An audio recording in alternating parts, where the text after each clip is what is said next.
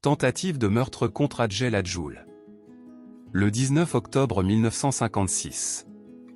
Extrait de son procès verbal. Troisième partie. Adjoul raconte ce que suit. Après le repas du soir, mon groupe, au nombre de 24 hommes, a trouvé un gourbi abandonné à 600 mètres de Sidi Ali et s'y sont installés, pour passer la nuit. Quant à moi, je suis allé avec 2 de mes partisans trouvés à Mirouche, et je lui demandai de passer la nuit dans son gourbi. Il a accepté de m'héberger. Amirouche, qui se trouvait sur le pas de la porte, a été appelé par Amarmaash qui lui a fait savoir que son groupe désirait le voir.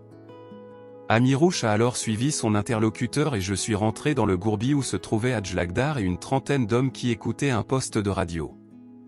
J'ai écouté pendant quelques instants la TSF.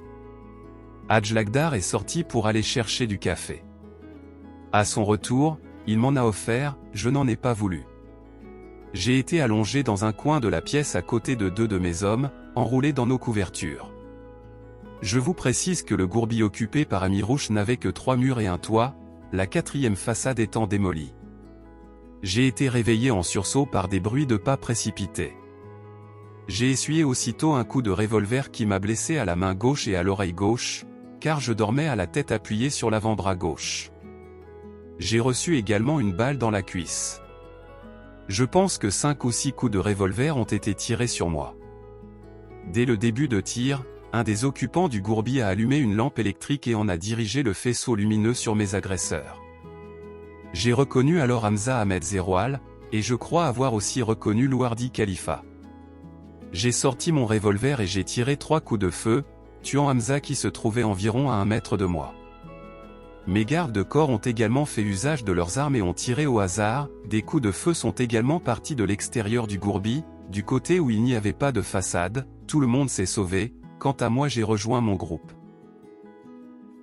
Dès mon arrivée, j'ai trouvé mes hommes en état d'alerte, je leur ai expliqué ce qui s'était passé et nous sommes partis à 2 km de là au lieu d'Sidi Fatala.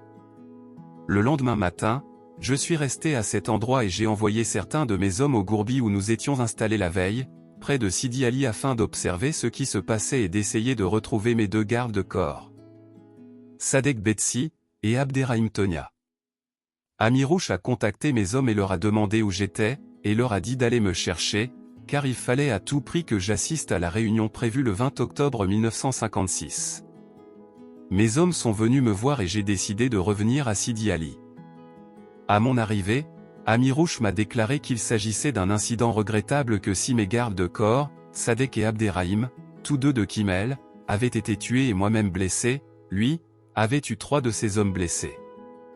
Il m'a demandé si je savais quel était l'instigateur de cet attentat et si j'en connaissais les raisons, j'ai répondu que je pensais que c'était Aïssi Messaoud qui avait monté l'agression, parce que nous vivons en mauvaise intelligence.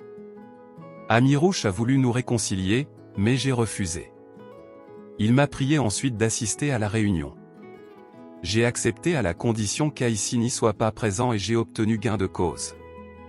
Aïssi Messaoud s'est retiré avec son groupe. Dans le courant de l'après-midi du 20, la réunion des chefs des groupes a donc eu lieu à Sidi Ali. Au prochain épisode, Adjel Adjoul parle de l'exécution d'Aïssi Messaoud. Partagez et pensez à vous abonner.